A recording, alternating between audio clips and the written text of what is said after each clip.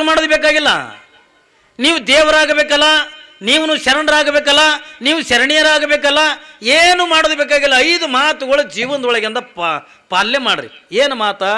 ಅವ್ರು ಹೇಳ್ತಾರೆ ನಿಜಗುಣ ಶಿವಗಳು, ಮೊದಲನೇ ಮಾತಾ, ನೀ ರೊಕ್ಕ ಗಳಿಸೋದು ಬೇಡ, ನೀ ಬಂಗಾರ ಗಳಿಸೋದು ಬೇಡ, ನಿನ್ನ ಬದುಕಿಗೆ ಅಂದ್ರೆ ನಿನ್ನ ಮುಕ್ತಿ ದೊರೆಯಬೇಕಾಗಿತ್ತು ಅಂದ್ರೆ, ಅಂದ್ರೆ ನಿನ್ನ ಜೀವನಕ್ಕೆ ಅಂದ್ರೆ ಸುಖ ಸಿಗಬೇಕಾಗಿತ್ತು ಅಂತಂದ್ರೆ ನಿಜಗುಣ ಶಿವಗಳನ್ನ ಹೇಳ್ತಾರೆ, ಗುರುವಿನ ವಚನವನ್ನು ಪಾಲನೆ ಮಾಡು. ನೋಡು, ಅವ್ರೆರಡು ಚಂದ ಹೇಳ್ತಾರ, ನಿನ್ನ ಜೀವನ ಸುಖಮಯವಾಗಿ ಸಾಗಬೇಕಾಗಿತ್ತು ಅಂದ್ರೆ, ನಿನ್ನ ಬದುಕಿನೊಳಗೆ ಆನಂದ ನೆಮ್ಮದಿ ಅನ್ನತಕ್ಕಂಥ ಕಾಣಬೇಕಾಗಿತ್ತು ಅಂದ್ರೆ, ಮುಕ್ತಿ ಅಂದ್ರೇನು? ಮುಕ್ತಿ ಅಂದ್ರೆ ಸಾವಲ್ಲ.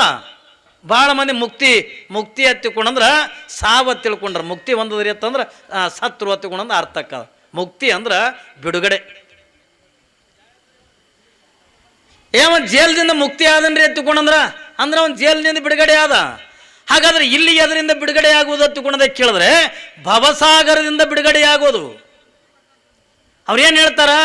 ಗುರುವಿನ ವಚನವನ್ನು ಪಾಲನೆ ಮಾಡುವುದರಿಂದ ಏನ್ರಿ ನಿನಗೇನ ಮುಕ್ತಿ ದೊರೀತದ ತಿಳ್ಕೊಂಡ್ರ ಈ ಭವಬಂಧನದಿಂದ ಬಿಡುಗಡೆ ಆಗ್ತದತ್ತ. ಯಾವುದರಿಂದ? ಭವಬಂಧನದಿಂದ. ಸಂಸಾರ ಅನ್ನುವಂಥದ್ದು ಏನೈತಲ್ಲ, ನಾನು ನಂದು ನನ್ನಿಂದಲೇ ಏನ್ರಿ ಇವೆಲ್ಲ ಏನಿರ್ತದಲ್ಲ, ನಾನೇ ಶ್ರೀಮಂತನಾಗಬೇಕು, ನಾನೇ ಇದು ಆಗಬೇಕು, ಇವೆಲ್ಲ ನಾನು ನಂದು ಅನ್ನುವಂಥದ್ದು ಏನೈತಲ್ಲ, ಈ ಎಲ್ಲ ಭವಸಾಗರದಿಂದ ನಿನ್ನ ಬದುಕಿಗೆ ಮುಕ್ತಿ ಸಿಗಬೇಕಾಗಿತ್ತು ಅಂದ್ರೆ ನೀನು ಮೊದಲು ಗುರುವಿನ ವಚನವನ್ನು ಪಾಲನೆ ಮಾಡಬೇಕು. ಆ ಗುರುವಿನಲ್ಲಿ ಇರ್ತಕ್ಕಂಥ ಜ್ಞಾನವನ್ನು ಸಂಪಾದನೆ ಮಾಡಬೇಕು. ಗುರು ಅಂದ ಮಾತ್ರಕ್ಕಂದ ಈಗ ಇವತ್ತಿನ ದಿನಮಾನದಾಗಂದ ಶಿಕ್ಷಕರು ಗುರುಗಳು ಆಲಕತ್ತಾರ ಏನ್ರಿ. ಈಗ ಯಾರು ಹೆಣ್ತಿ ವಾದ್ದಳಲ್ಲ ಕಾವಿ ಹಾಕಿಬಿಡ್ತಾ ನೋಡು. ಈ ಕಾವಿ ಅಂದ್ರೆ ಭಾಳ ಸರಳ. ಈಗ ಹೆಣ್ತಿ ಗುಮ್ಮದ್ರೆ ಸಾಕು, ಆಟೋಮೆಟಿಕ್ ಸರಳ ದಾರಿ ಅಂದರೆ ಕಾವಿ ಬಟ್ಟೆ ಹಾಕೊಂಡು ಹೊಂಟು ಬಿಡೋದು. ನೋಡ್ರಿ ಎಲ್ಲ ಭಕ್ತರು ಪಾಪ ಕಾವಿ ಬಟ್ಟೆ ನೋಡಿ ನೀವು ಭಿಕ್ಷೆ ನೀಡ್ತೀರಿ, ಹೌದಿಲ್ಲ? ಕಾವಿ ಬಟ್ಟೆ ನೋಡಿ ಅಂದ ಪಾಪ ಯಾರೋ ಸ್ವಾಮಿಗಳ ತೊಗೊಂಡು ಭಿಕ್ಷೆ ನೀಡ್ತೀರಿ, ಆನಂದ ಜೀವನ ನಡೀತದ ಒಂದು. ನಾವು ಇಂಥ ಗುರುಗಳ ಬಗ್ಗೆ ನಾವು ಹೇಳಕತ್ತಿಲ್ಲ. ನಮಗೆ ಎಂಥ ಗುರುಗಳು ಬೇಕು? ಒಬ್ಬ ಜ್ಞಾನಿಯಾಗಿರ್ತಕ್ಕಂಥ ಸಕಲ ವೇದ ಶಾಸ್ತ್ರಗಳನ್ನು ಕೂಡ ಬಲ್ಲಂತ ಒಬ್ಬ ಸದ್ಗುರುನಾಥ ಇರಬೇಕು. ಗುರು ಒಬ್ಬ ತಪಸ್ವಿಯಾಗಿರಬೇಕು, ಗುರು ಜ್ಞಾನಿಯಾಗಿರಬೇಕು. ಅಂದಾಗ ಮಾತ್ರ ಅಂಥ ಗುರುವಿನಲ್ಲಿರ್ತಕ್ಕಂಥ ಜ್ಞಾನ ಅಂತಕ್ಕಂಥ ಸಂಪಾದನೆ ಮಾಡಿ ಅವನ ಉಪದೇಶದಿಂದ ಅವ ಯಾವ ಮಾರ್ಗವನ್ನು ತೋರಿಸ್ತಾನೋ ಆ ಮಾರ್ಗದೊಳಗೆ ನಾನು ನಡೆದಿವೆ ಎತ್ತಿಕೊಂಡ್ರೆ ನಮ್ಮ ಜೀವನಕ್ಕೆ ಮುಕ್ತಿ ಅನ್ನತಕ್ಕಂಥ ಸಿಗುತ್ತದೆ, ಸುಖ ಅನ್ನತಕ್ಕಂಥ ಸಿಗುತ್ತದೆ.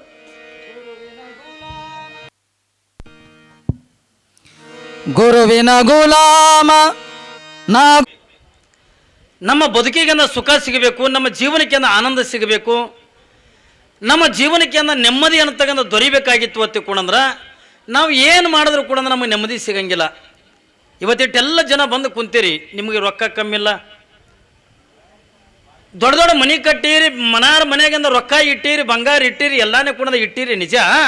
ಆದರೆ ನಿಮಗೆ ನೆಮ್ಮದಿ ಆದೇನ್ರಿ ಎತ್ತಿಕೊಂಡ ಕೇಳಿದ್ರೆ ನಾವು ಯಾರು ಕೂಡ ನೆಮ್ಮದಿಯಿಂದ ಇಲ್ಲ ತಗೊಂಡು ಹೇಳ್ತೀವಿ ಹೊರತಾಗಿ ಏನೋ ಭಾಳ ನೆಮ್ಮದಿದಿಂದ ಇದೀನಿ ರೀ ಎತ್ತಿಕೊಂಡು ಹೇಳ್ತಕ್ಕಂಥವ್ರು ಯಾರೂ ಇಲ್ಲ.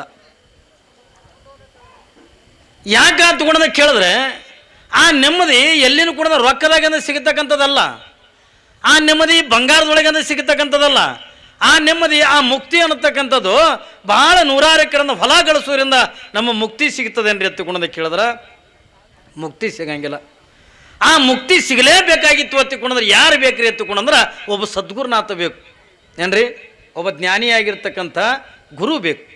ಹಿಂದೆ ನಿಮಗೆಲ್ಲರಿಗೂ ಕೂಡ ಗೊತ್ತದ ಲಚ್ಚಣ ಸಿದ್ದಪ್ಪ ಮಹಾರಾಜರು. ಲಚ್ಚಣ ಸಿದ್ದಪ್ಪ ಮಹಾರಾಜರು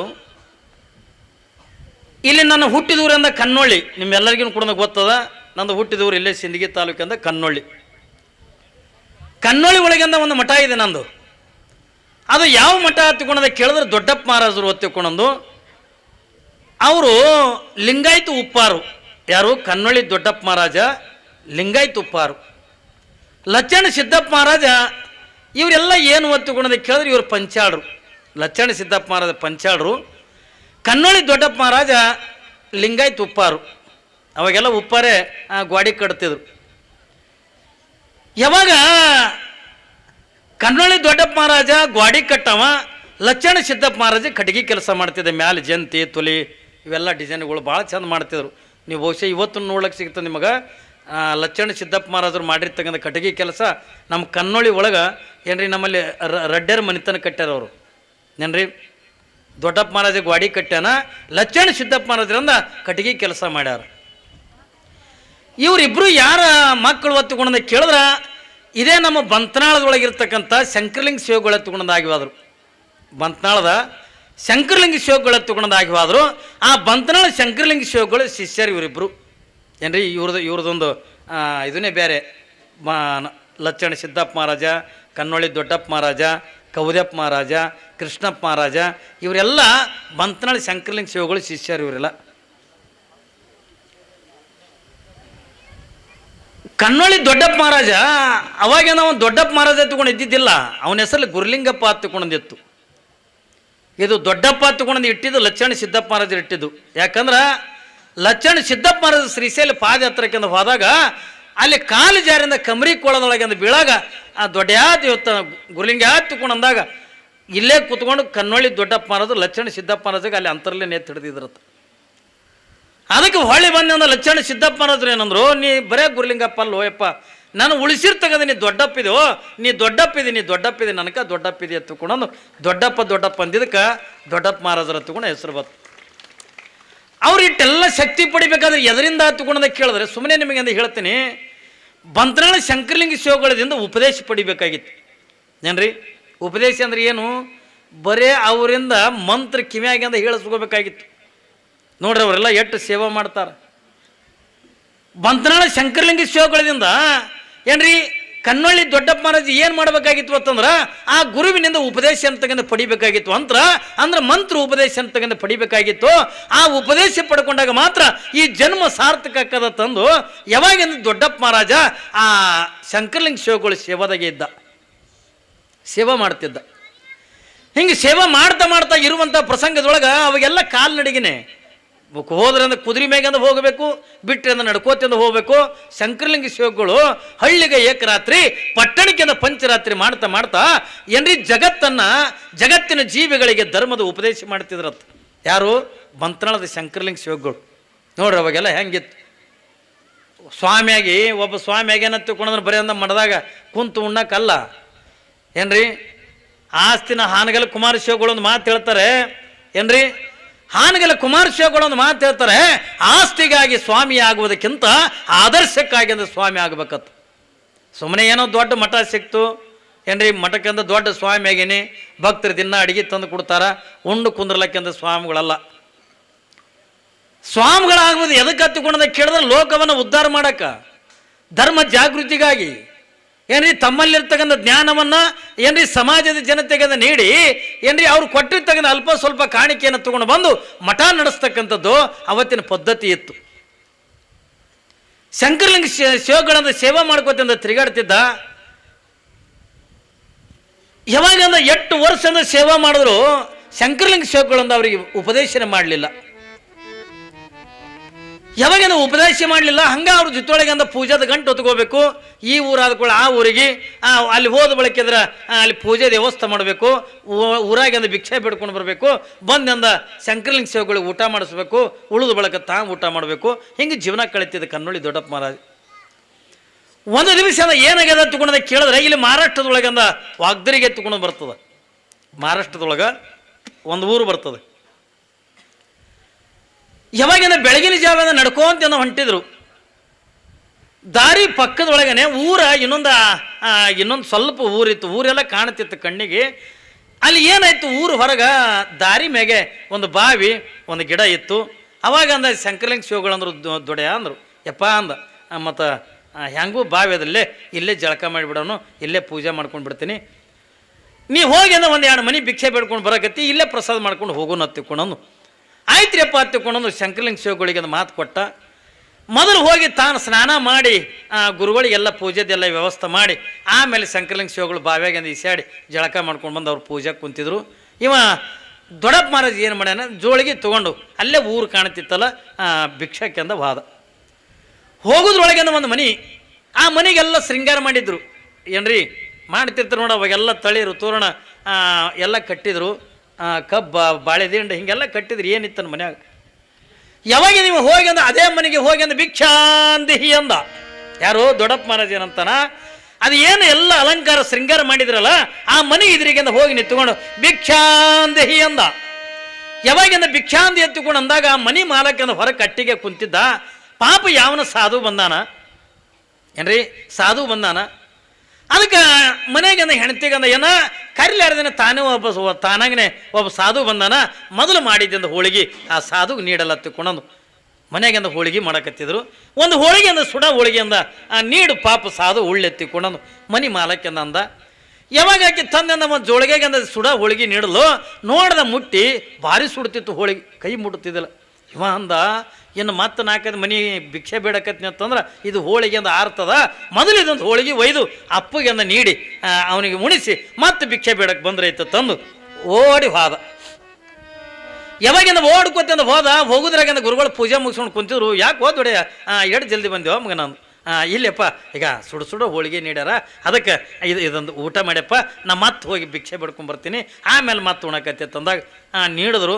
ಅದೊಂದು ಹೋಳಿಗೆ ಉಂಡ್ರು. ಯಾವಾಗಿಂದ ಆನಂದ ಅನ್ನಿಸ್ತವ್ರು ಯಾರಿಗೆ? ಶಂಕರಲಿಂಗ ಶಿವಗಳಿಗೆ ಭಾರಿ ಆನಂದ ಅನ್ನಿಸ್ತು. ಯಾವಾಗಿಂದ ಆನಂದ ಅನಿಸಿ ದೊಡ್ಡ ಅಂದರು. ಯಪ್ಪ ಅಂದ, ಯಾಕೋ ಇದು ಇನ್ನೊಂದು ಹೋಳಿಗೆ ಬೇಡ್ಲಕತ್ತದ ನೋಡ್ಲೆ ಜೀವ ಅಂದ. ಯಾಕೋ ಇದು ಇನ್ನೊಂದು ಹೋಳಿಗೆ ಬೇಡ್ಲಕತ್ತ? ಹಿಂಗೆಪ್ಪ ಆಯ್ತಪ್ಪ, ಹಿಂಗೆ ಹೋಗೋಣ ತರ್ತೀನಿ ಎತ್ತಿಕೊಂಡಂದು ಮತ್ತೆ ಓಡಿ ಹೋದ. ಯಾರ ಮನೆಗೆ? ಅದೇ ಮನೆಗೆ ಹೋಗ್ಬೇಕಲ್ಲ, ಹೋಳಿಗಿದ್ದಿದ್ದು ಅದೇ ಮನ್ಯಾಗ. ಯಾವಾಗಿಂದ ಅದು ಮನೆ ಮುಂದೆ ಹೋಗೋದ್ರಾಗಿಂದ ಮಾಲಕ ಕಟ್ಟಿ ಕುಂತಿದ್ದ. ಯಾವಾಗಿಂದ ಹೋಗಿಂದ ಭಿಕ್ಷಾಂದೇಹಿ ಅಂದ. ಯಾವಾಗಿಂದ ಹಿಂಗೆ ಅಂದಾಗ ಮನಿ ಮಾಲಕ ನೋಡ್ತಾನ, ನೋಡಿ ಸಿಟ್ಟು ಬಂದುಬಿಡ್ತ ಅವನಿಗೆ. ಏನೋ ಸಾಧು ಏನೋ ಒಂದು ಸುರುವಿಗೆಂದ ಬಂದಿದೆ ಎತ್ತಿಕೊಂಡಂದು ಒಂದು ಹೋಳಿಗೆ ನೀಡಿದ್ರೆ ರುಚಿ ಹತ್ತಂದ ಮಗನ ಪದೇ ಪದೇ ನನ್ನ ಮನೆಗೆ ಬರ್ಲಕ್ಕ ಇಲ್ಲ ನಿನ್ನ ಸಲುವಾಗಿ ಮಾಡ್ಲಕತ್ತೀವ ನಾವು ಹೋಳಿಗೆ ನೀಡಂಗೆ ನಡಿ ಎತ್ತಿಕೊಂಡಂದ. ಇಲ್ಲಪ್ಪ ಇದು ನನ್ನ ಸಲುವಾಗಿ ಅಲ್ಲ, ಎಂದೂ ಬೇಡಲಾರ್ದಂತ ನನ್ನ ಗುರುನಾಥ, ಎಂದೂ ಬೇಡಲಾರ್ದಂತ ನನ್ನ ತಂದೆ ನಮ್ಮಪ್ಪ ಬೇಡ್ಲಕತ್ತಾನ, ಅದಕ್ಕೆ ಇನ್ನೊಂದು ಹೋಳಿಗೆ ನೀಡ್ರಪ್ಪ ಅಂದ. ಯಾವಾಗಿಂದ ಯಾ ಅಪ್ಪ ಯಾ ಗುರು ಮಗನ ಇದೆಲ್ಲ ನಾಟಕ ಹಚ್ಚಿರಿ ನನ್ನ ಮಕ್ಕಳೇ, ನಡಿ ನೀಡಂಗಿಲ್ಲ ನಡಿ. ಇಲ್ಲಪ್ಪ ಏನನ್ನು ಮಾಡಿ ಇನ್ನೊಂದು ಹೋಳಿಗೆ ನೀಡು, ಇನ್ನೊಂದು ಹೋಳಿಗೆ ನೀಡು. ಅಪ್ಪ ಎಂದೂ ಬೇಡ್ಲಕತ್ತಾನೆ, ಇನ್ನೊಂದು ಹೋಳಿಗೆ ನೀಡು. ಯಾವಾಗಿಂದ ಮನಿ ಮಾಲಕಂದ ಅಟ್ಟು ಗುರುವಿನ ಮೇಲೆ ಅಟ್ಟು ಭಕ್ತಿ ಅನ್ನ ಮಗನೆಂದನು. ಹೂನಪ್ಪ ಮತ್ತು ಅವನು ಬಿಟ್ಟ ಏನದಪ್ಪ ನನಗೆ ಅಂದ. ಗುರುವಿನ ಮೇಲೆ ಅಟ್ಟು ಭಕ್ತಿ ಇದೆ ನೀನು ಗುರುವಿನ ಮೇಲೆ ಅಟ್ಟ ನಂಬಿಕೆ ಅದ ನಿನಗ? ಹೂನಪ್ಪ ಮತ್ತು ಗುರುವಿನ ಬಿಟ್ಟು ನಮಗೇನದಪ್ಪ? ಗುರುವಿನ ಬಿಟ್ಟು ಏನದ? ಅವನು ಸುಖನೇ ನನ್ನ ಸುಖ, ಅವ ಆನಂದ ಇದ್ರೆ ನಾ ಆನಂದ. ಮತ್ತು ಎಂದೂ ಬೇಡಲಾರ್ದಂದ ಗುರು ಅಂದ ಇವತ್ತು ಹೋಳಿಗೆ ಕೇಳಕತ್ತ ಇನ್ನೊಂದು ತಂದಾಗ ಅಮ್ಮನ್ನ ನಾ ಬರಲೇಬೇಕಲ್ಲಪ್ಪ, ಅದಕ್ಕೆ ಇನ್ನೊಂದು ಹೋಳಿಗೆ ನೀಡು ಮಗನ. ನಿನ್ನ ಗುರುವಿನ ಮೇಲೆ ಅಟ್ಟು ಭಕ್ತಿನ ಎತ್ತು ಹತ್ತಿಕೊಂಡಂದ್ರೆ ಒಂದು ಕಣ್ಣು ಕಿತ್ತು ಕೊಡು ಮಗನ ಅಂದಾಗ ನಿನಗೆ ಹೋಳಿಗೆ ನೀಡ್ತೀನಿ ಅಂದ. ಒಂದು ಕಣ್ಣು ಕಿತ್ತು ಕೊಡು ನೋಡ, ನಿನ್ನ ಗುರುವಿನ ಮೇಲೆ ಎಷ್ಟು ಭಕ್ತಿ ಅದ. ಯಾವಾಗ ನಿನ್ನ ಗುರುವಿನ ಮೇಲೆ ಎಷ್ಟು ಭಕ್ತಿ ಅದ, ಎಷ್ಟು ಶ್ರದ್ಧೆ ಅದ ನೋಡ್ತೀನಿ ನಾನು. ಒಂದು ಒಂದು ಒಂದು ಹೋಳಿಗೆ ಬೇಕಾಗಿತ್ತು ಅಂದ್ರೆ ಒಂದು ಕಣ್ಣು ಕಿತ್ತು ಕೊಟ್ರೆ ಒಂದು ಹೋಳಿಗೆ ಕೊಡ್ತೀನಿ ಅಂತಂದಾಗ ದೊಡ್ಡಪ್ಪ ಮಹಾರಾಜ ನಗಲಕತ್ನತ್ತಲ್ಲ ಏನ್ರಿ, ದೊಡ್ಡಪ್ಪ ಮಹಾರಾಜ ನಗಲಕತ್ನತ್ತ. ಯಪ್ಪ ಇದಕ್ಕಿಂತ ದೊಡ್ಡ ಭಾಗ್ಯ ಮತ್ತೊಂದು ಏನದ? ಗುರುವಿಗಾಗಿಂದ ಕಣ್ಣು ಅರ್ಪಣೆ ಹಾಕವತ್ತಿಕೊಂಡ್ರ ಇದಕ್ಕಿಂತ ಭಾಗ್ಯ ಮತ್ತೊಂದು ಏನದಪ್ಪ? ಆಯ್ತಪ್ಪ ನೀ ಹೇಳ್ದಂಗೆ ಅಂದ್ರೆ ನಾನು ಕಣ್ಣು ಕೊಡ್ತೀನಿ, ನನಗೊಂದು ಏನ್ರಿ ಕಿತ್ಕೊಳಕ್ಕೆ ಒಂದು ಏನ್ರಿ ಕುಡಿಯಪ್ಪ ಅನ್ನೋದು. ಅವ ಮನೆ ಮಾಲಕ ಈ ಮಗನ ಕಿತ್ತನ ತಗೊಂಡು ಮನೆಯಾಗಿಂದ ಹೋಗಿ ಚಾಕು ತಂದು ಕೊಟ್ಟನತ್ತ. ಯಾವಾಗಿಂದ ದೊಡ್ಡಪ್ಪ ಮಹಾರಾಜ ಇವೇನು ಕಿತ್ತನ ಇದು ಸುಳ್ಳು ಹೇಳ್ತಾವ ಸಾಧು ಒತ್ತಿಕೊಂಡು ಯಾವಾಗಿಂದ ನೋಡ್ಕೋತ ನಿಂತಿದ್ದ. ಹಂಗೆ ಅಂದ ಹಿಂಗೆ ಚಾಕು ಕಣ್ಣಾಗಿಂದ ಹಾಕಿ ಕಣ್ಣಿನ ಗುಡ್ಡಿನ ಕಿತ್ತಿ ಅವನ ಕೈ ಕೊಟ್ಟ. ಏನ್ರಿ, ಯಾವಾಗಿಂದ ಒಂದು ಕಣ್ಣಿನ ಗುಡ್ಡಿನ ಕಿತ್ತು ಕೊಟ್ಟ. ಯಪ್ಪ ಈಗಾರ ನೀಡು, ನಮ್ಮ ಅಪ್ಪ ಕುಂತಾನಲ್ಲಿ ಏನ್ರಿ ಮುಸುರುಗಲ್ಲಿ ಹಂಗೆ ಕುಂತಾನ, ಇನ್ನೊಂದು ಹೋಳಿಗೆ ನೀಡು. ಇವ ಗಾಬರಿ ಆದ ಮಾಲಕ, ಇದೇನು ಹುಚ್ಚದ ಸಾಧು, ಯಾವ ಗುರು ಯಾವ ಶಿಷ್ಯ ಸುಮ್ಮನೆ ಅಂದ ಕಣ್ಣು ಕಳ್ಕೊತಲ್ಲ ಇದು ಪಾರ ತಿಳ್ಕೊಳೋದು. ಅವ ಒಳಗೆ ಹೋಗಿ ಅಂದ ಒಂದು ಹೋಳಿಗೆ ತಂದು ನೀಡ್ದ. ಯಾವಾಗಂದ ಅದೊಂದು ಹೋಳಿಗೆ ತೊಗೊಂಡು ಓಡ್ಕೋತ ಬಂದ, ಒಂದು ಕೈ ಅಂದ ಕಣ್ಣಿಗಿಡ್ದ, ಓಡ್ಕೋತ ಬಂದ. ಬರೋದ್ರಾಗಿಂದ ಗುರುಗಳು ಕುಂತಿದ್ರು, ಅದೊಂದು ಹೋಳಿಗೆ ನೀಡ್ದ. ಯಾವಾಗಂದ ಶಂಕರಲಿಂಗ ಶಿವಗಳು ಅದನ್ನೂ ಒಂದು ಹೋಳಿಗೆ ಊಟ ಮಾಡಿದ್ರು. ಯಾವಾಗಂದ ಅದು ಒಂದು ಹೋಳಿಗೆ ಊಟ ಮಾಡಿದ್ರು. ಊಟ ಮಾಡೋದ ಬಳಕ ನಿಮಗೆ ಹೇಳ್ತೀನಿ, ಶಂಕರಲಿಂಗ ಶಿವಗಳಂದ್ರು ದೊಡ್ಡ ಅಂದರು. ಯಪ್ಪ ಅಂದ, ಯಾಕೋ ಇದು ಇನ್ನೊಂದು ಕೇಳಕತ್ತದ ನೋಡ್ಲೆ ಹೋಳಿಗೆ ಅಂದರು. ಹೋಳಿಗೆ ಯಾಕೋ ಇದು ಇನ್ನೊಂದು ಕೇಳಕತ್ತದ ಜೀವ. ಹಿಂಗೆ ಅಯ್ಯಪ್ಪ ಹಿಂಗೆ ಹೋಗೋಣ, ಹಿಂಗೆ ಬರ್ತೀನಪ್ಪ ತಗೊಂಡು ಓಡಿ ಬಂದ. ಯಾವಾಗಿಂದ ಓಡಿ ಬರೋದಕ್ಕೆ ಅದೇ ಮಾಲಕ್ಕಿಂದ ಬಾಗಲಾಗೆ ಕುಂತಾನ. ಅಲ್ಲೋ ಒಂದು ಕಣ್ಣು ಕೊಟ್ಟಂದ ಹೋಳಿಗೆ ಬೈದಿದೆ, ಮತ್ತೆ ಅದಕ್ಕೆ ಬಂದಿದೆ. ಯಪ್ಪ ನಮ್ಮ ಅಪ್ಪಗಿಂದ ಇನ್ನೊಂದು ಹೋಳಿಗೆ ಬೇಕತ್ತ, ಈಗ ಇದೊಂದು ಕಣ್ಣು ಕಿತ್ತು ಕೊಡ್ತೀನಿ, ನನಗೆ ಇನ್ನೊಂದು ಹೋಳಿಗೆ ನೀಡತ್ತೆ ಕೊಡೋದು. ಅವ ಕಿತ್ತಿ ಕೊಡು ಅಲ್ಲಾರ್ದೇನೆ ಇವನೇ ಕಿತ್ತಿ ಅವನ ಕೈಯಾಗ ಕೊಟ್ಟನತ್ತು. ಏನ್ರಿ, ಅದೊಂದು ಕಣ್ಣು ಕಿತ್ತಂದ ಕೊಟ್ಟ, ಎರಡು ಕಣ್ಣುಗಳಿಂದ ಸಾವುಕಾರನಿಂದ ಕೊಟ್ಟ. ಏಯಪ್ಪ ನೀ ಕಣ್ಣು ಕುಡಿದು ಬೇಕಾಗಿದ್ದಿಲ್ಲೋ, ನಾ ಹಂಗೆ ಕುಡ್ತಿದ್ದಲ್ಲಿ ನನಗೆ ಹೋಳಿಗೆ ಎತ್ತಿಕೊಂಡು ಒಳಗೆ ಹೋಗಿ ಅಂದ ಮತ್ತೊಂದು ಹೋಳಿಗೆ ತೊಗೊಂಡು ಬಂದ. 2-3 ಸರಿ ತಿರುಗಾಡಿದ್ನಲ್ಲ, ಹಂಗೆ ಅಂದಾಜು ಪ್ರಕಾರದಿಂದ ಬಂದು ಗುರುವಿನ ಮುಂದೆ ಆ ಜೋಳಿಗೆ ಇಟ್ಟಂದು 2 ಕೈಗೆ ಕಣ್ಣಿಗೆ ಹಚ್ಕೊಂಡು ಕುಂತ. 2 ಕೈಲಿ ಕಣ್ಣುಗಳು ಮುಚ್ಕೊಂಡ ಕುಂತ. ಯಪ್ಪ ಈಗ ಊಟ ಮಾಡಿ, ಇಲ್ಲಿ ಜೋಳಿಗೆ ಆದ ನೋಡಪ್ಪ, ಇದು ಸುಡ್ತದ ಅದನ್ನು ಹೋಳಿಗೆ, ಊಟ ಮಾಡಪ್ಪ ತಕೊಂಡಂದ. ಶಂಕರಲಿಂಗ ಶಿವಗಳಂದ್ರು, ಮತ್ತು ನೀ ಕೈಗೆ ಕಣ್ಣಿಗೆ ಕಚ್ಕೊಂಡಿದ್ವಲೆ ದೊಡ್ಡೆ ಅಂದರು. ಯಪ್ಪ ನೀ ಎಂದೂ ಬೇಡಲಾರ್ದಂಥವ, ನೀ 2-3 ಹೋಳಿಗೆ ಅಂದ ಬೇಡ ಉಣ್ಣಾಕತ್ತಿದೆಯಲ್ಲ, ಅದಕ್ಕೆ ಈ ಪಾಪಿ ಕಣ್ಣುಗಳು ಎಲ್ಲಿ ನೋಡಿ ನಿನ್ನ ಹೊಟ್ಟಿಗಿಟ್ಟಿ ಕಡ್ದಿತ್ತು, ನೆದರಿಗಿದ್ರೆ ಆಗಿತ್ತ ತಕೊಂಡಂದು ಕಣ್ಣು ಮುಚ್ಕೊಂಡಿನಪ್ಪ ಅಂದ. ಕಣ್ಣು ಕೊಟ್ಟು ಹೋಳಿಗೆ ತಂದಿಲ್ಲ. ಏನಂತನವ, ನೀ 2-3 ಹೋಳಿಗೆ ಉಣ್ಣಾಕತ್ತಿದೆಯಲ್ಲ, ಎಲ್ಲಿ ಈ ಕಣ್ಣಿನಿಂದ ನೋಡಿದ್ನಿ ಅಂದ್ರೆ ನಿನಗೆ ನೆದರ ಆಕತ್ತಪ್ಪ, ಅದಕ್ಕೆ ನೀವು ಊಟ ಮಾಡು. ಶಂಕರಲಿಂಗ ಶಿವಗಳಂದ್ರು, ದೊಡ್ಡ ನೀ ಸೇವಾ ಮಾಡ್ತಿದ್ದೆ ತಿಳ್ಕೊಂಡದ, ನೀ ಯಾರು ತಿಳ್ಕೊಂಡಿದ್ದಪ್ಪ, ನೀ ನನ್ನ ತಾಯಿ ಇದ್ದಂಗೋ ಮಗ.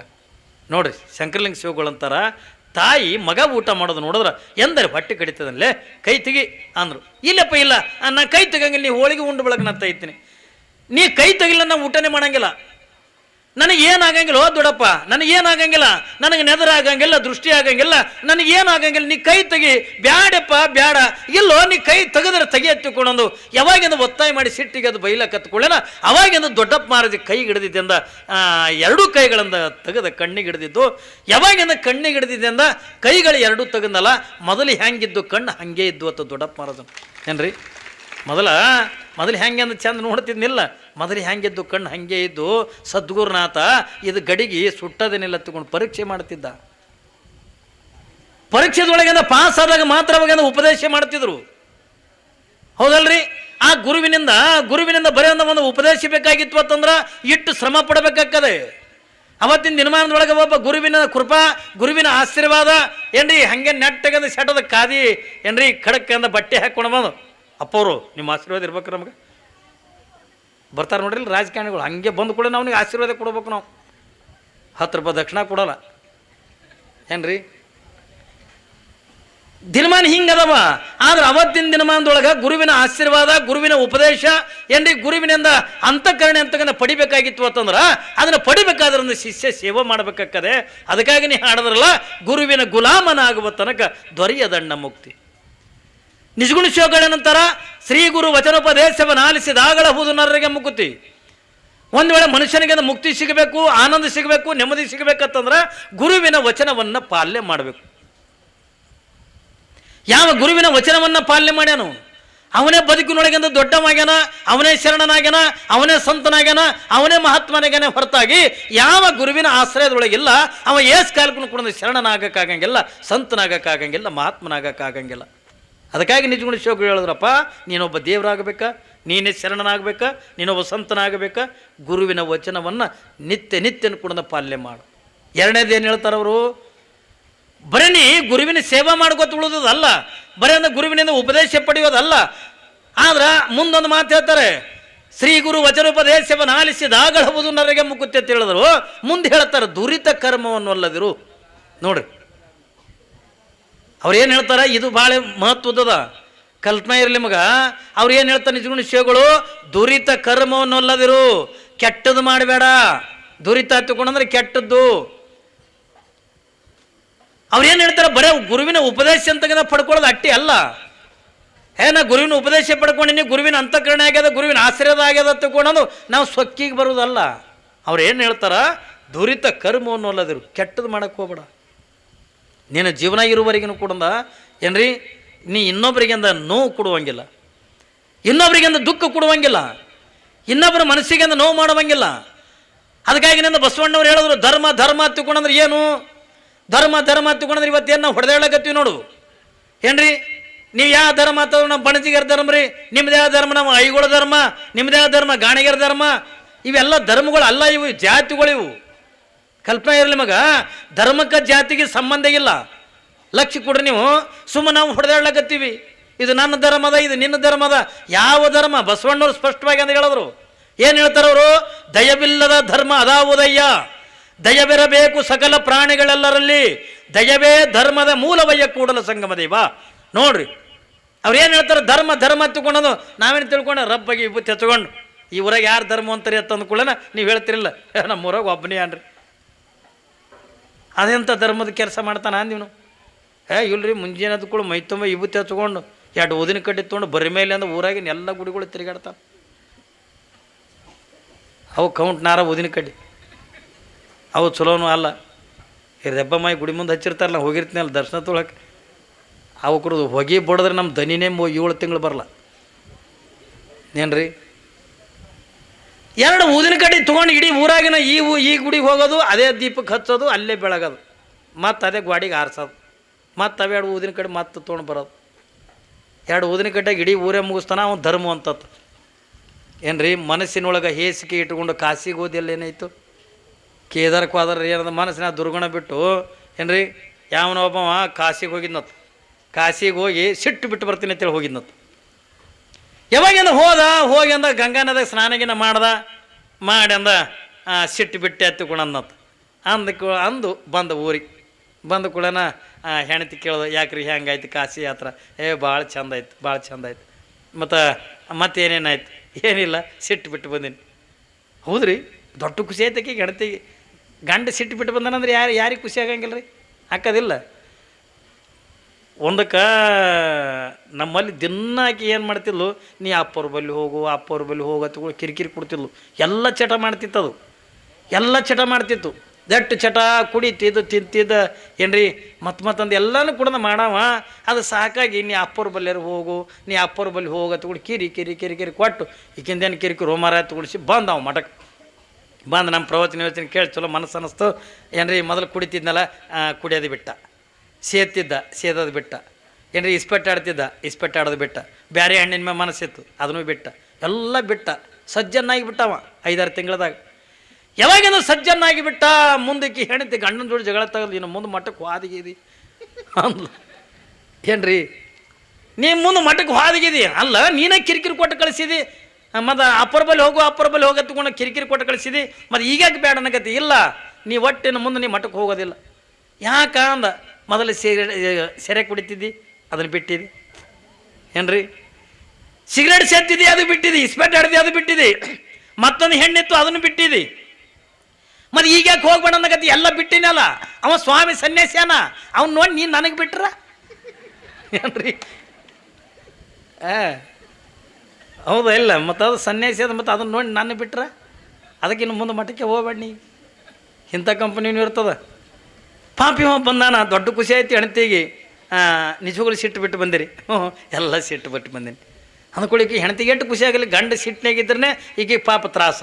ಗಂಡನೇ ಸಿಟ್ಟು ಬಿಟ್ಟು ಬಂದಾನಂತಂದಾಗ ಯಾವ ಹೆಣ್ಮಕ್ಳಿಗೆ ಖುಷಿ ಆಗಲ್ಲ ಹೇಳ್ರಿ? ಖುಷಿ ಆಕೈತಿಲ್ಲ? ಆಗ್ತದ, ಭಾರಿ ಖುಷಿ. ಪಾಪ ಈಗೇನಂದು ನಿಜವಾಗ್ಲೂ ಸಿಟ್ಟು ಬಿಟ್ಟು ಬಂದಿರಿ? ಸಿಟ್ಟು ಬಿಟ್ಟು ಬಂದೀನಿ. ಖರೆ ಹೇಳ್ರಿ. ಇಲ್ಲ, ಖರೆ ನಾ ಸಿಟ್ಟು ಬಿಟ್ಟು ಬಂದೀನಿ, ಸುಳ್ಳು ಹೇಳಬೇಡ್ರಿ. ಇಲ್ಲ, ನಿಜವಾಗ್ಲೂ ಸಿಟ್ಟು ಬಿಟ್ಟು ಬಂದೀನಿ, ನಿಜ ಹೇಳ್ರಿ ಅಂದತ್ತ. ಅಂದತ್ತ ಬಿಟ್ಟು ಬಂದಿನ ಹೇಳಿನಿಲ್ಲ, ಅದಕ್ಕೆ ಕೊಟ್ಟದ್ದು ಬಂದು. ಇವ ಎಲ್ಲಿ ಕಾಸಿಗೆ ಮುನಿ ಬಂದ್ರೆ ಸಿಟ್ಟು ಬಿಟ್ಟು ಬರ್ಲಿಕ್ಕಾಕದನ ಅದಕ್ಕೆ? ಮನಸ್ಸಿನೊಳಗೆ ಒಂದು ದುರ್ಗುಣ ಇಟ್ಕೊಂಡು, ಮನಸ್ಸಿನೊಳಗೆ ಒಂದು ಕೆಟ್ಟ ವಿಚಾರ ಇಟ್ಕೊಂಡು ಏನ್ರಿ, ಮನಸ್ಸಿನೊಳಗೆ ಒಂದು ಮೋಸದ ಗುಣ ಇಟ್ಕೊಂಡು ನಾವು ಕಾಸಿಗೆ ಹೋದ್ರೇನು, ಕೇದಾರಕ್ಕೆ ಹೋದ್ರೇನು, ಯಾವ ಶ್ರೀಶೈಲ ಪಾದಯಾತ್ರೆ ಮಾಡಿದ್ರೇನು ಏನ್ರಿ, ನಾವು ಏನು ಮಾಡಿದ್ರು ಕೂಡ ವ್ಯರ್ಥದ. ಯಾಕೆ? ಮನಸ್ಸು ಸ್ವಚ್ಛ ಇಟ್ಕೊಂಡು ನಾವು ಮಾಡಿದ್ರೆ ಅವಾಗಿಂದ ನಾವು ಮಾಡಿರ್ತಕ್ಕಂಥ ಭಕ್ತಿ ಮಾಡಿರ್ತಕ್ಕಂಥ ದೇವ್ರನ್ನ ಕೂಡ ನಮ್ಗೆ ಒಲಿತಾನೆ. ಹೌದಲ್ರಿ? ದುರಿತ ಕರ್ಮವನ್ನಲ್ಲಿದ್ರು ಬಸವಣ್ಣವರು ಸ್ಪಷ್ಟವಾಗಿ ಅಂತ ಹೇಳಿದ್ರು. ಅವ್ರು ಏನು ಹೇಳ್ತಾರ, ಭಾಳ ಚೆನ್ನಾಗಿ ಅಂತ ಹೇಳ್ತಾರ, ಧರ್ಮ ಹತ್ತಿಕೊಂಡಂದ್ರೆ ನಾವೆಲ್ಲ ರಬ್ಬಾಗಿ ವಿಭೂತಿ ಹಚ್ಕೊಂಡು ಕೊಳತಂಬ ರುದ್ರಾಕ್ಷಿ ಹಾಕೊಂಡು ಊರಾಗಿನ ಎಲ್ಲ ಗುಡಿಗಳು ತಿರುಗಾಡೋದು ಅಲ್ಲ. ಅರ್ಥ ಮಾಡ್ಕೋರಿ ನೀವು. ಧರ್ಮ ಹತ್ತಿಕೊಂಡ್ರೆ ಏನು? ಬಸವಣ್ಣವ್ರು ಹೇಳ್ತಾರೆ, ದಯವಿಲ್ಲದ ಧರ್ಮ ಅದಾವುದಯ್ಯ. ದಯ ಅಂದ್ರೇನು ಏನ್ರಿ? ದಯ ಅಂದ್ರೇನು? ಪ್ರೀತಿ. ಹೌದಿಲ್ರಿ? ದಯ ಹತ್ತಿಕೊಂಡ್ರೇನು? ಪ್ರೀತಿ. ದಯ ಅಂದ್ರೇನು? ಪ್ರೇಮ. ಆ ದಯ ಪ್ರೀತಿನೇ ಇರದೇ ಇರ್ತಕ್ಕಂಥ ಧರ್ಮ ಈ ಭೂಮಿ ಮೇಲೆ ಯಾವ್ದದ್ರಿ ಏನ್ರಿ? ನಾವು ಮೊದಲು ಪ್ರೀತಿ ಮಾಡೋದನ್ನು ಕಲಿಬೇಕು. ನೀವು ಅನ್ಬೋದು, ಅಯ್ಯೋ ಮನಾರು ಮಾಡ್ತೀವ್ರಿ ಅಪ್ಪ ನಾವು ಪ್ರೀತಿ. ಯಾರನ್ನ? ಗಂಡನ, ಮಕ್ಕಳನ್ನ. ಗಂಡು ಮಕ್ಕಳಿಗೆ ಕೇಳಿದ್ರೆ ಮನಾರು ಪ್ರೀತಿ ಮಾಡ್ತೀನಿ ಅಂತ ಅನ್ಕೊಂಡು ಮೀಸಿ ತಿರುತ್ತಾನ. ಯಾರಿಗೆ? ಹೆಣ್ತಿಗಿಟ್ಟು ಪ್ರೀತಿ ಮಾಡ್ತಾನೆ. ಎಲ್ತಾನೆ ಮಾಡ್ತಾನೆ ರೀ. ಹೆಣ್ತಿ ಮಾರ್ಯಾಗ ಸೌಂದರ್ಯ ಇರುತ್ತಾನ, ಗಂಡ ಪ್ರೀತಿ ಮಾಡ್ತಾನೆ. ನೀನು ಮಾರಿ ಕೆಡ್ತು ಯವ್ವ ಅಂಥದ್ದು ಕೊಂಟು ಬಿಟ್ಟೋದ್ರು ಈ ನಮಗಾತಾನ. ಅಂಥವಿಲ್ಲ ನಮಗೆ ಅಂಥದ್ದು ಗಂಟು ಬಿದ್ದದ್ರಿ ಅಪ್ಪೋರೆ. ಮತ್ತು ನೀವು ಅವನ್ನ ಎಲ್ಲಿ ತನಕ ಪ್ರೀತಿ ಮಾಡ್ತೀರಿ? ಅವ ಗಳಿಸ್ಕೊಂಡು 4 ದುಡ್ಡು ತಂದು ಮನೆಗಿಂದ ಕೊಡಾಗ ಏನ ಈಗ ನೀನು ಚಲೋ ಸೀರಿತು ಈಗ ರೊಕ್ಕ ಅಲ್ಮರೆಗಿಡು ಕಪಾಡಿಗಳು ಅವ ದುಡ್ಕೊಂಡು ತರುತ್ತಾನ, ನೀವು ಅವನು ಪ್ರೀತಿ ಮಾಡ್ತೀರಿ. ಅಪ್ಪಿ ತಪ್ಪಿ ಅವನು ದುಡಿಮೆ ಕಮ್ಮಿ ಆಯಿತು ಏನ್ರಿ, ಮೊಳಕಾಲು ಹಿಡ್ಕೊಂಡು ದುಡ್ದು ಅದು ಮನ್ಯಾಗ ಮೂಲ್ಯಾಗ ಕೂತು ಅಲ್ಲೇ ತಿರುಗಾಡ್ತಿರ್ತಾಳೆ ಅವನು ಎದುರಿಗೆ. ಅಂಥದ್ದು ಗಂಟು ಬಿದ್ದದೆ ಅವ್ವ, ಕೂತದ್ದು ಹೆಂಗೆ ನೋಡು ಗಂಡಗ. ಒಂದು ದುಡಿಯೋದಿಲ್ಲ, ದುಃಖ ಬಡಿಯೋದಿಲ್ಲ, ಕೂತದ್ದು ಹೆಂಗೆ ನೋಡು. ನನಗೆ ನಮ್ಮವ್ವ ಎಂಥದ್ದು ಗಂಟು ಹಾಕಿದ್ಲಿ ಅವ್ವ. ಎಲ್ಲ ಯಾವಾಗಿದು ದುಡಿಮೆ ಅವನು ಕಮ್ಮಿ ಆಯಿತು ಹತ್ತುಕೊಂಡಂದ್ರೆ ಅವನ ಮೇಲೆ ಪ್ರೀತಿನೇ ಹೋಗ್ತದ ಏನ್ರಿ. ನಿನ್ನ ಮುಖದಾಗ ಸೌಂದರ್ಯ ಕಮ್ಮಿ ಆಯ್ತು ಅಂದ್ರೆ ನಿಂದು ಅವನ ಪ್ರೀತಿನೂ ಕೂಡ ಹೋಗ್ತದ. ಇದು ಅಲ್ಲ, ಇದು ಪ್ರೀತಿ ಮಾಡೋದಲ್ಲ. ಹೆಣ್ತಿನ ಪ್ರೀತಿ ಮಾಡೋದು, ಗಂಡನ ಪ್ರೀತಿ ಮಾಡೋದು, ಮಕ್ಕಳನ್ನ ಪ್ರೀತಿ ಮಾಡೋದು ಅಲ್ಲ. ನಾ ಹೇಳಕತ್ತಿದ್ದು ಬಸವಣ್ಣವರು ಏನ್ರಿ, ಅವ್ರು ಏನು ಹೇಳ್ತಾರ, ದಯೆ ಇದು ಬರೀ ಅಂದ್ರೆ ನಿಮ್ಮ ಮನೆತನಕ್ಕೆ ಅಟ್ಟೆ ಮೀಸಲಾಗಿರಬಾರ್ದು. ಜಗತ್ತನ್ನು ಯಾವ ಪ್ರೀತಿ ಮಾಡ್ತಾನಲ್ಲ ಅವ ನಿಜವಾಗಿರ್ತೇನೆ ಧರ್ಮವಂತನೇ ಹೊರತಾಗಿ ಎಲ್ಲರೂ ಕೂಡ ಧರ್ಮವಂತರಲ್ಲ ಏನ್ರಿ. ನಾವು ಮತ್ತೊಬ್ರು ನೋಡಿ ಅಂದ ನಾವು ಹೊಟ್ಟೆ ಉರ್ಕೊಂಡಿವಿ. ಯಾರು ಮಗ್ಲು ಮನೆನವ ಒಂದು ದೊಡ್ಡ ಮನೆ ಕಟ್ಟದನಂದ್ರೆ ಅವನು ನೋಡಿ ನಾವು ಹೊಟ್ಟೆ ಉರ್ಕೋತೀವಿ. ಇನ್ನೊಬ್ಬಂದ ಒಂದು ಎಕರೆ ಹೊಲ ತೊಗೊಂಡ್ರಂದ ನಾವು ಹೊಟ್ಟೆ ಉರ್ಕೋತೀವಿ ಏನ್ರಿ. ಅವ್ರು ಏನೆಲ್ಲ ಕಾಡ್ತೀವಿ, ಏನೆಲ್ಲ ಮಾಡ್ತೀವಿ. ಅಪ್ಪಿ ತಪ್ಪಿ ನಮ್ಮ ಚೆರ ಬೆಳಿಲಕ್ಕತ್ತಂದ್ರೆ ಅವನು ಮನೆ ಮುಂದೆ ಒಯ್ದು ಕುಂಕುಮ ಹಚ್ಚಿ 2 ನಿಂಬೆಕಾಯಿ ಇಟ್ಟರೆ ಮುಗಿದೋಯ್ತು. ಮಾಡ್ತೀರಿಲ್ಲ? ಏಯ್ ಕುದ್ರು ಏನ್ರಿ, ನಾವು ಇದನ್ನು ಮಾಡಿಬಿಡ್ತೀವಿ. ಇದು ಅಲ್ಲ, ಜಗತ್ತನ್ನು ಪ್ರೀತಿ ಮಾಡಬೇಕು, ಕೆಟ್ಟದ್ದನ್ನು ಮಾಡೋದಲ್ಲ.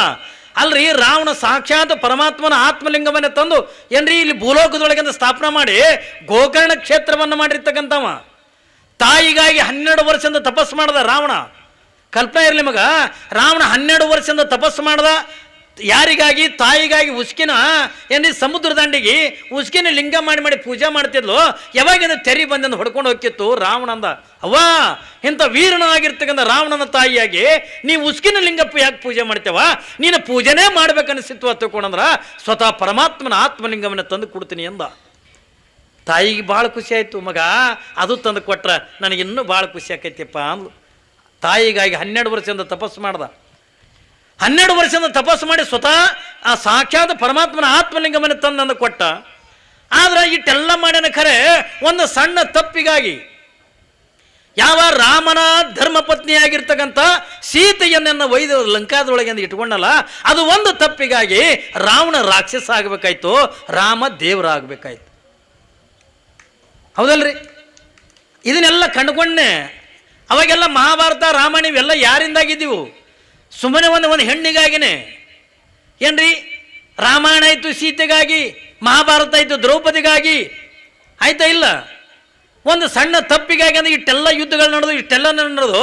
ಅದಕ್ಕಾಗಿ ನಂತರ ಶರಣರು ದುರಿತ ಕರ್ಮವನ್ನು ಅಲ್ಲದಿರು, ಕೆಟ್ಟದ್ದು ಮಾಡಬೇಡಪ್ಪ, ಇನ್ನೊಬ್ಬರ ಮನಸ್ಸಿಗೆ ನೋವು ಕೊಡಬೇಡ, ಇನ್ನೊಂದು ಜೀವಿಗೆ ನೋವು ಕೊಡಬೇಡ, ಮತ್ತೊಬ್ಬರಿಗೆ ಕಷ್ಟಗಳನ್ನು ಕೊಡಬೇಡ. ನೀನು ಏನಾದರೂ ಕೂಡ ಮಾಡಲೇಬೇಕಾಗಿತ್ತು ಅಂದ್ರೆ ಈ ನಿನ್ನ ಕೈಲಿ ಏನು ಸಾಧ್ಯ ಆಕೈತಲ್ಲ ಕೆಟ್ಟದ್ದು ಮಾಡಕ್ಕೆ ಹೋಗಬೇಡ, ನಿನ್ನ ಕೈಲಿ ಸಾಧ್ಯ ಆದ ಮಟ್ಟಿಗೆ ಪುಣ್ಯ ಮಾಡು ಅಂತ ಹೇಳ್ತಾರೋ.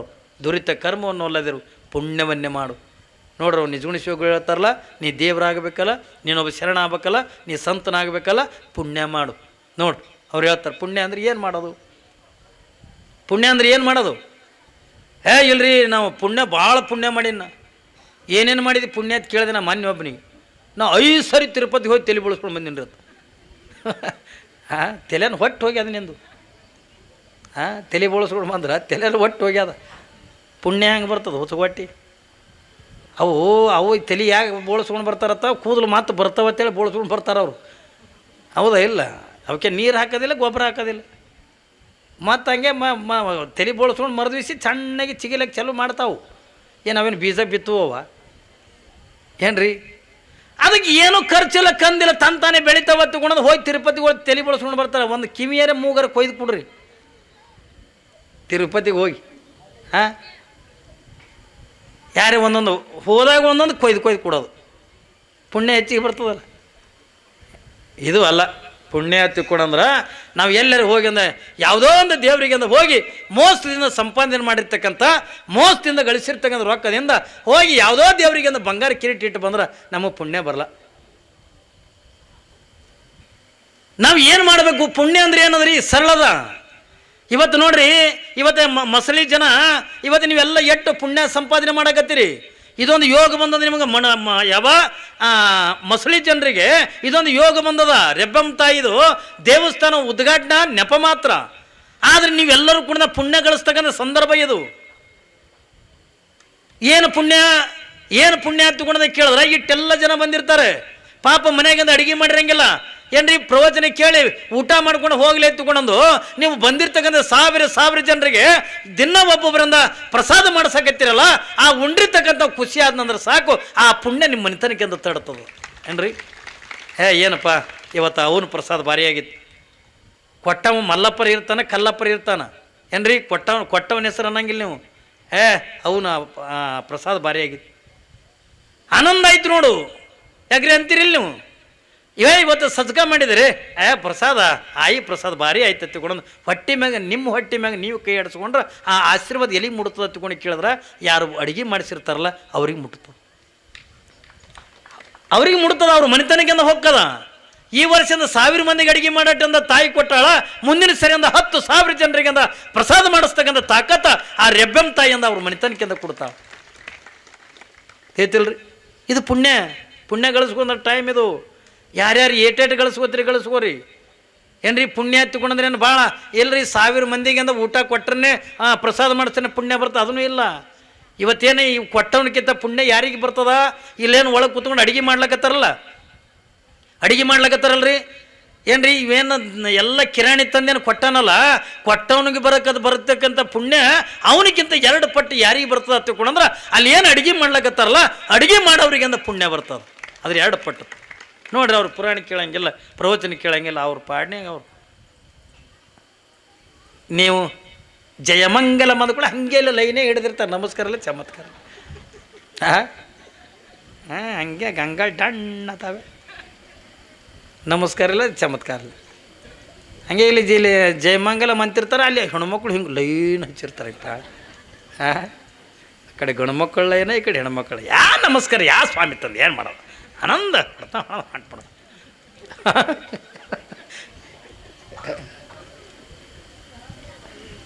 ಏನು ಅಡುಗೆ ಮಾಡೋರಿಗೇನು ಪುಣ್ಯ ಬರ್ತದಲ್ಲ, ಕಲ್ಪನೆ ಇರಲಿ ನಿಮಗೆ. ಕೊಟ್ಟವನಕ್ಕಿಂತ 2 ಪಟ್ಟಂದ ಪುಣ್ಯ ಯಾರಿಗೆ ಬರ್ತದೆ ತಿಳ್ಕೊಂಡ್ರೆ ಅಡುಗೆ ಮಾಡ್ತಕ್ಕಂಥವ್ರಿಗಿಂತ ಬರ್ತದೆ.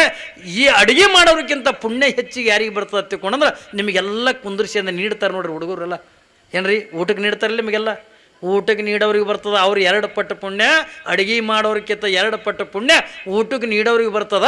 ಇವ್ರು ಎಲ್ಲರಿಗಿಂತಲೂ 1000 ಪುಣ್ಯ ಯಾರಿಗೆ ಬರ್ತದೆ ಹತ್ಕೊಂಡು ಕೇಳಿದ್ರೆ, ನೀವೇನು ಉಂಡು ಬಿಟ್ಟಿರ್ತಕ್ಕಂಥ ಪತ್ರೊಳಗೆ ಏನಿರ್ತದ, ಗಂಗಾಳ ಏನಿರ್ತದಲ್ಲ, ಅಲ್ಲಿ ಬಿದ್ದಿರ್ತಕ್ಕಂಥ ಮುಸುರಿಯನ್ನು ತೆಗಿತಾರಲ್ಲ, ಆ ಯಾವ ಗಂಗಾಳ ಎತ್ತನ, ಯಾವ ಪತ್ರೊಳಗೆ ಎತ್ತನಲ್ಲ, ಜಗತ್ತಿನ 1000 ಪುಣ್ಯ ಪತ್ರೊಳಗೆ ಎತ್ತವನಿಗೆ ಸಿಗ್ತದೆ. ಹೇಳ್ತ್ರಿ, ಅದಕ್ಕಿಂತ ದೊಡ್ಡ ಪುಣ್ಯ ಮತ್ತೊಂದು ಏನಿಲ್ಲ. ಪುಣ್ಯ ತಿಳ್ಕೊಂಡ್ರೆ ಎಲ್ಲರೂ ಹೋಗಿ 1 ಕೋಟಿ ರೂಪಾಯಿ ಕೊಟ್ಟು ಬಂದ್ರೆ ಪುಣ್ಯ ಬರ್ತದ. ಏನಿಲ್ಲ, ಹಸ್ತು ಬಂದವ್ರಿಗೆ ಒಂದು ತುತ್ತು ಅನ್ನ ಹಾಕ್ರಿ, ನೀರಡಿಸಿ ಬಂದವ್ರಿಗೆ ಒಂದು ತಮ್ಮಿ ನೀರು ಕೊಡ್ರಿ, ಆಶ್ರಯ ಕೇಳ್ಕೊಂಡು ಬಂದವ್ರಿಗೆ ಆಶ್ರಯ ಕೊಡ್ರಿ ಏನ್ರಿ. ಯಾವ ಬರೀ ಬಡ ಮಕ್ಕಳಿದ್ವು ತಿಳ್ಕೊಂಡ್ರೆ ಬಡ ಮಕ್ಕಳಿಗೆ ಅಂದ ಹೊಟ್ಟೆಗೆ ಅನ್ನ ಹಾಕ್ರಿ, ಅವ್ರ ಮೈ ಮೇಲೆ ಒಂದು ಬಟ್ಟೆ ಹರಿದಿದ್ವು ಅಂತಂದ್ರೆ ನೀವೆಲ್ಲ ಮಕ್ಕಳು ಬರ್ತಡೇ ಮಾಡ್ತೀರಿಲ್ಲ. ಬರ್ತಡೇ ಹೆಂಗೆ ಮಾಡ್ತೀರಿ? ಅಗದಿ ದೊಡ್ಡ ಕೇಕ್ ತರಿಸಿ, ಅಗದಿ ಮೇಣಬತ್ತಿಗಳೆಲ್ಲ ತರಿಸಿ, ರೀ ಚಾ ಕೈಯಾಗ ಚಾಕು ತೊಗೊಂಡು